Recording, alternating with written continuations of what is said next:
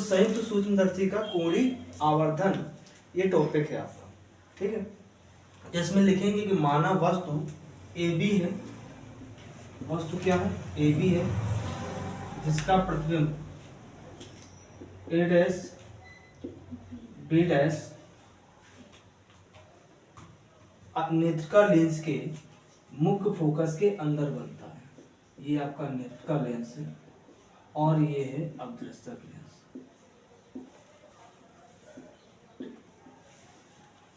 अवदृश्यक lens ये क्या आपका नेत्रिका लेंस, ठीक है। तो आज थोड़ा सूक्ष्मदर्शी का कोणीय आवर्धन यानी आवर्धन क्षमता होती क्या है भाई। तो मानेंगे मानव वस्तु AB है, वस्तु क्या है AB है, जिसका प्रतिबिंब आदर्शक लेंस द्वारा A डैश B डैश बनता है, जो नेत्रिका लेंस के मुख्य फोकस के अंदर होता है। नेत्रिका लेंस के लिए ये वस्तु का कार्य करता है। नेत्रिका लेंस द्वारा A डैश B डैश का प्रतिबिंब A double dash B double dash बनता है, जो मूल वस्तु मतलब ये मूल वस्तु से उल्टा होता है, आभासी होता है, ठीक, और बहुत बड़ा होता है, ठीक है। ये हो गया। अब इसमें हमको कोणीय आवर्धन अब लिखेंगे तथा वस्तु द्वारा आंख पर बना दर्शन कोण अल्फा है एवं नेत्र द्वारा आंख उल्टा बोल गए, प्रतिबिंब द्वारा आंख पर बना दर्शन कोण क्या है बीटा, यानी वस्तु द्वारा आंख पर बना दर्शन कोण अल्फा है तथा अंतिम प्रतिबिंब द्वारा आंख पर बना दर्शन कोण बीटा है, ठीक। ये हो गई आपकी भाषा। तब हम जानते हैं m बराबर कोणीय आवर्धन m बराबर बीटा अपान अल्फा। कोणीय आवर्धन m बराबर क्या होगा बीटा अपान अल्फा, ठीक है। ये समीकरण A मान लेते हैं, इसको क्या मानेंगे समीकरण A। अब लिखेंगे त्रिभुज AOB में, त्रिभुज AOB में, तो त्रिभुज AOB में क्या होगा, त्रिभुज AOB में tan अल्फा बराबर AB बटे ठीक, AB बटे क्या है OA। तो tan यदि लिख देंगे यदि अल्फा का मान सूक्ष्म है, क्या है अल्फा का मान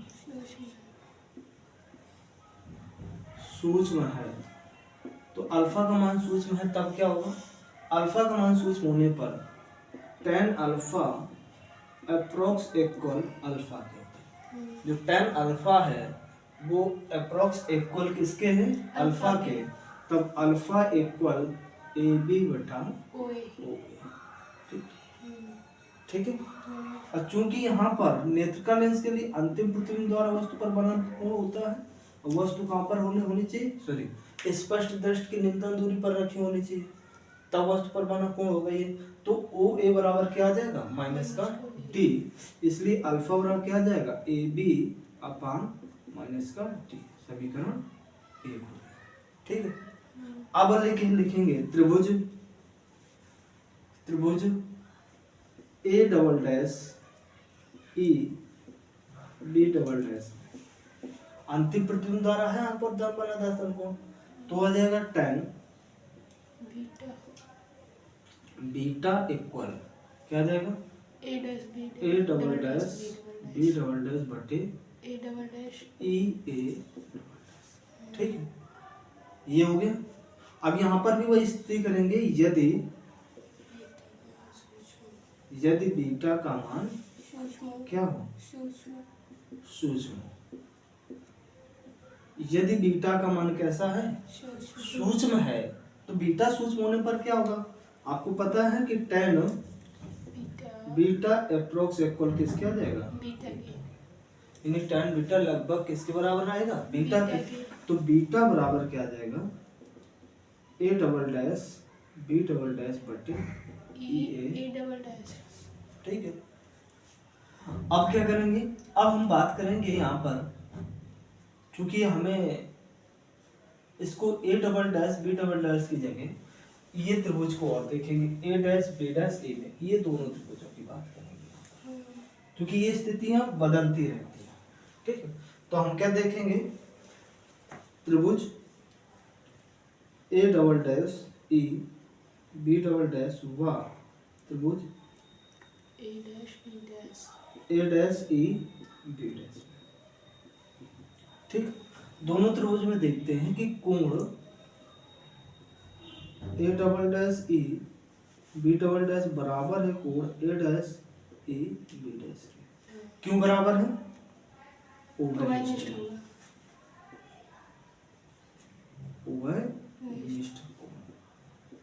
कैसा कोण है? उभयनिष्ठ कोण है। और दूसरा क्या है? कोण ए डबल डैश बराबर कोण B double dash A double dash E बराबर है कोण B dash A dash A के। कितना है? 90। तब क्या देखेंगे? तब हम देखेंगे डबल ए के नियम से। डबल ए के नियम में क्या होगा भाई? डबल ए के नियम से देखेंगे तो डबल ए के नियम से आपका बात करेगा, जब भी डबल ए के नियम की बात होगी तो हम क्या करेंगे, त्रिभुज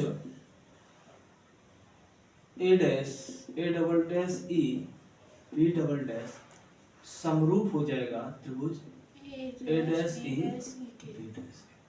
ठीक, तब क्या आ जाएगा, A double dash B double dash बटे ए डैश बी डैश बराबर किसके हो जाएगा? आपका ए डबल डैश ई बटे ए डैश ई। ठीक, अब आपका क्या आ जाएगा, इसको ऊपर भेज देते तो अर्थात A double dash B double dash बटे ए डबल डैश ई बराबर किसके होगा? A dash B dash upon A dash E के। इसको समीकरण हम 2 मान रहे हैं, 1 मान चुके हैं और इसको समीकरण 3 मान लेते हैं। ठीक, तो समीकरण 2 व 3 से, तो 2 व 3 से क्या करेंगे, तो बीटा बराबर आपका आ जाएगा, बीटा इक्वल क्या जाएगा, ए dash B dash upon A dash B. ये समीकरण 4 मान। ठीक है, अब क्या करें, अल्फा व बीटा के मान, अल्फा व बीटा के मान समीकरण ए में रखने। इसको ए माना था हमने, है ना? समीकरण ए में समीकरण ए में रखेंगे तो कंडीशंस क्या बनेगी, m बराबर, इसमें तो आ जाएगा m बराबर आ जाएगा a का मान कितना है, पहले तो बीटा का पहले पहले बीटा का मान उल्टा नहीं रखेंगे, उस बार उल्टा e अपान क्या आ जाएगा, ए बी बटे माइनस टी रख दिया था हमने। ठीक, यहाँ पे तो अब क्या करेंगे, m बराबर हो जाएगा आपका A dash B dash upon A B कोड़े क्या देगा, माइनस टी बटे ए डैश। ठीक, अब इसके अनुपात को ज्ञात करना।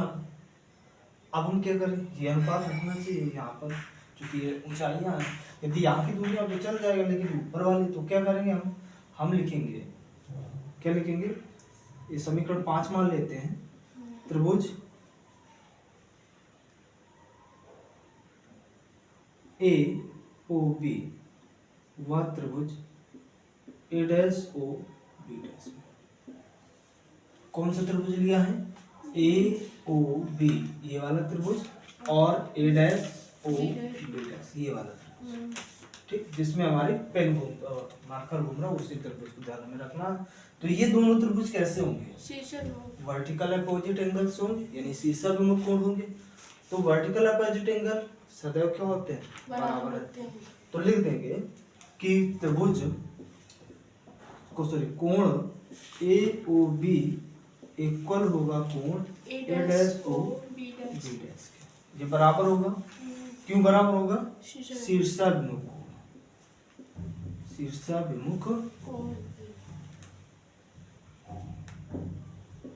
शीर्षाभिमुख क्या है। ठीक है, ये इसलिए बराबर है क्योंकि ये वर्टिकल अपोजिट एंगल है। और आपका क्या हो जाएगा, कोण बी ए ओ बराबर कोण B dash A dash O 90 अंश हो जाएगा। और ये 90 अंश होने का मतलब ये हो गया कि दो कोण बराबर हो गया किसी त्रिभुज के। तीसरा कोण स्वतः ही बराबर हो जाएगा क्योंकि दो त्रिभुजों के दो कोण बराबर है तो तीसरा स्वतः ही बराबर है। तो डबल ए का नियम यहाँ पर भी लग जाएगा। तो डबल ए के नियम से तो जब डबल ए का नियम लगेगा तो डबल ए के नियम से क्या हो जाएगा, त्रिभुज ए ओ बी समरूप हो जाएगा त्रिभुज A dash O B dash. ये त्रिभुज कैसे हो जाएंगे, समरूप हो जाएंगे। और जब ये त्रिभुज समरूप होंगे तो क्या कंडीशन होगी भाई, अब आप कहा जाएगा कि A dash B dash upon A B equal क्या आ जाएगा, ओ ए डैश अपान ओ ए। ये समीकरण 6 बना दीजिए इसको। कितने भी समीकरण बना दो उससे कोई टेंशन नहीं, घबराना नहीं है, ठीक है। समीकरण इसलिए बनाने में ये हो जाएगा कि हमें लिखना आसान हो जाएगा, ठीक है। लिखने की तो जो प्रोसेस है वो हमारी क्या हो जाएगी, आसान हो जाएगी और चीजें हम समझा सकेंगे कि कहाँ पे क्या हुआ है, ठीक है। इसके बाद क्या लिखेंगे, तो समीकरण 5 व 6 से दोनों समीकरणों से देखेंगे तो m बराबर क्या आ जाएगा, ओ ए डैश अपान ओ ए गुणे minus D upon A dash ए, ठीक। अब चूंकि ओ ए बराबर क्या हो जाएगा, ओ ए डैश बराबर वी नॉट है, ठीक ठीक है। और ओ ए बराबर कितना आ जाएगा, यू नॉट है माइनस का, ठीक है। और ए डैश ई क्या है भाई, ए डैश ई माइनस का यू ई हो गया कि नहीं हो गया। अब रख दो भाई, तो क्या आ जाएगा, सबकी जब वैल्यू रख देंगे तो आपका क्या आ जाएगा, m इक्वल m बराबर आ जाएगा उसकी वैल्यू रख दो सबके, तो V not upon minus U not गुणे minus D upon minus D upon minus का माइनस माइनस कट जाएगा प्लस, तो m बराबर क्या जाएगा, माइनस का we not upon you not गुणे डी अपान ये आ गया आपका जर्नल फॉर्म, ठीक है। समझ में आया, कहीं कोई डाउट तो नहीं रहा। देखो बहुत आसान है, स्टेप पर ध्यान रखिएगा। पहला अल्फा, पहले तो हमको भाषा लिखनी है, चित्र बना लेंगे, भाषा लिख देंगे। चित्र रटना पड़ता है, समझना पड़ता है, समझना पड़ता है। लेकिन आपने यहाँ पर ओ ए बराबर माइनस डी के लिया है। हाँ, ओ ए बराबर माइनस डी के लिया, क्योंकि लेने का इसका मुख्य रीजन है जो आपका नेत्र पर बना दर्शन कोण होता है वहां पर वस्तु कहाँ पर रखी होनी चाहिए, न्यूनतम दूरी पर रखी होनी चाहिए। जो आपकी वस्तु होती है वो न्यूनतम दूरी पर होनी चाहिए, इसलिए वहां पर हमने क्या लिया, माइनस डी लिया, ठीक है। हाँ, लेकिन दूरदर्शी में ऐसा संभव हो नहीं सकता है, इसलिए उसका नियम अलग हो जाएगा थोड़ा, ठीक है। जो अल्फा निकलता है तो वस्तु आपकी स्पष्ट दृष्टि की न्यूनतम दूरी पर होनी चाहिए, वो दर्शन यदि कोण होगा तो आप मान के चलेंगे कि ऐसा ही है, ठीक है। तो याद रहेगा m बराबर बीटा अपान अल्फा। पहले तो भाई अल्फा और बीटा की वैल्यू निकालेंगे, ठीक। ये सूत्र होता है बेटा, सूत्र होता है और क्या, कोणीय आवर्धन। अच्छा, कोणीय आवर्धन लिखवाया भाई, बताया आपको। कोणीय आवर्धन प्रतिबिंब की लंबाई बटे प्रतिबिंब द्वारा आंख पर बने दर्शन कोण तथा आंख पर बने दर्शन कोण के अनुपात को क्या कहते हैं, कोणीय आवर्धन कहते हैं। सरल सूक्ष्मदर्शी में भी इसकी डिफिनेशन समझाई थी, ठीक है, ठीक लिखा है आपका, ठीक है। तो वो सूत्र होता है बराबर बीटा अपान अल्फा। तो अल्फा की वैल्यू निकालेंगे, बीटा की वैल्यू निकालेंगे, फिर हमको ये जो पद आएगा अल्फा बीटा की वैल्यू m में रख देंगे, और जिसमें से ये वाला पद जब आता है तो इसको दो कोण को बराबर करके यहाँ पर इसके रूप में निकाल करके बस वैल्यू रख देंगे, बाकी कुछ नहीं करना चाहता, ठीक। अब आती है इनकी दो स्थितियाँ होती हैं। देखो हम आज इसको कंप्लीट करेंगे, क्यों, इसीलिए 8 बजे से ज़्यादा हो, इसलिए हमने कहा था कि आज हमें कंप्लीट करना, भाई बीच में ब्रेक नहीं किया जाता है। टॉपिक ब्रेक नहीं करेंगे, टॉपिक ब्रेक करना गलत होता है। हाँ मेरा आधा रह जाता है, आधा समझ में नहीं आता है। टॉपिक ब्रेक नहीं करेंगे। अब ये तुम्हारे ऊपर है कि अब दो स्थितियां और बची इसकी। अब इसमें क्या है कि ये जनरल फार्मूला हमें प्राप्त हो गया, ठीक, जनरल फार्मूला हमें क्या हो गया है, प्राप्त हो गया है। तो जनरल फार्मूला प्राप्त होने से फायदा आपका क्या, वो क्या है मतलब, तो इससे अब दो स्थितियां निकलेंगी। पहले कि जब अंतिम प्रतिबिंब कहाँ पर बनता है, अनंत पर बनता है, ठीक, अनंत पर बनता है। जब अंतिम प्रतिबिंब आपका अनंत पर बनेगा तो कंडीशंस क्या होगी, जब अंतिम प्रतिबिंब अनंत पर बनेगा तो कंडीशंस क्या रहेगी, ये ध्यान में रखना है। जब अंतिम प्रतिबिंब कहाँ पर बनता हो, अनंत पर, और यदि अंतिम प्रतिबिंब अनंत पर बनता है तो कंडीशंस क्या भाई, कि जो आपका v है वो माइनस इनफिनाइट हो गया, u तो भाई आपका माइनस यू ही होगा, f कितना हो जाएगा, f ही होगा, ठीक है। ये कंडीशंस है, ये अगर रखेंगे तो हम क्या जानते हैं भाई, हम जानते हैं 1/f बराबर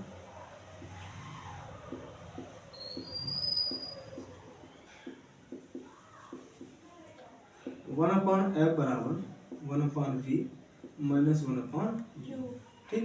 तो क्या करेंगे 1/fe बराबर 1/, माइनस इनफिनाइट और माइनस प्लस 1/u, ठीक। तो क्या जाएगा 1/fe बराबर क्या जाएगा 1/u। तो यहाँ से लिख दिया ue बराबर किसके आ गया, fe के, ठीक, ue बराबर fe हो गया। और चूंकि हम सूत्र जानते हैं, सूत्र क्या होता है, क्योंकि हम जानते हैं आपको m बराबर v not upon u not minus का गुणे d अपान। अब क्या करेंगे, ये जानते हैं तो u का मान रखने पर क्या कर देंगे, u का मान, क्योंकि हम जानते हैं इतना फार्मूला,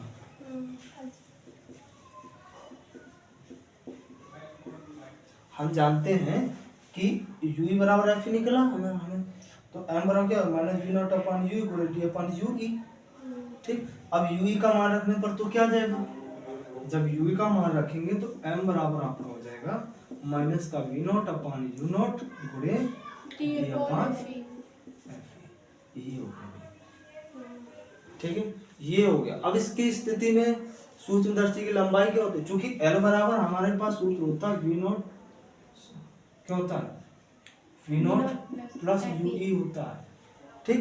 अब u के स्थान पर f रखोगे तो क्या जाएगा, ठीक, और u ई है तो यहाँ पर भी u के स्थान पर क्या रख देंगे, f l बराबर क्या होगा v नॉट प्लस क्योंकि u बराबर किसके, f हो गया आपके सूक्ष्मदर्शी की लंबाई, ठीक है। अब आते हैं जब अंतिम प्रतिबिंब कहां पर बनता हो, स्पष्ट दृष्टि की न्यूनतम दूरी पर बनता हो। कंडीशंस क्या है आपकी, जब अंतिम प्रतिबिंब स्पष्ट दृष्टि की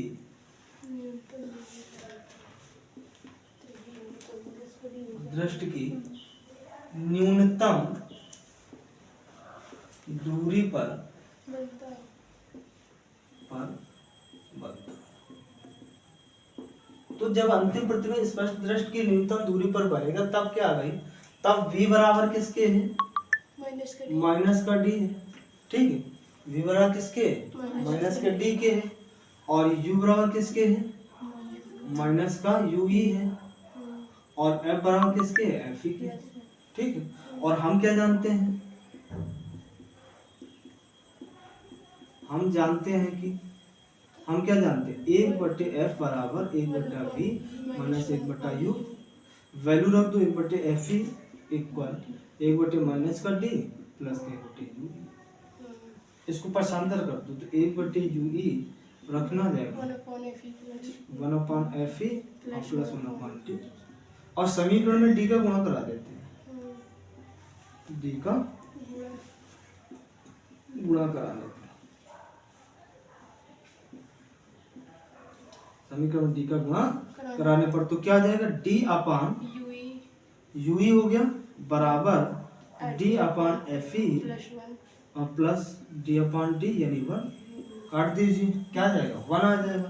तो डी अपान यू ई बराबर 1 प्लस डी अपान, आपके जनरल फार्मूला क्या मिला था आपको, m बराबर 1:v0 m बराबर v not upon you naught, क्योंकि हम जानते हैं, लिख देते हैं, क्योंकि हम जानते हैं कि m बराबर क्या होता है minus v not upon you naught उड़े डी अपान यू ई। तो समीकरण में डी अपान यू ई का मान रखने का क्या करेंगे, मान रखने पर। तो जब समीकरण में डी अपान यू ई का मान रखेंगे तो कंडीशंस क्या बनेगी भाई, m बराबर माइनस का we not upon you naught उड़े 1 प्लस डी अपान हो गया भैया।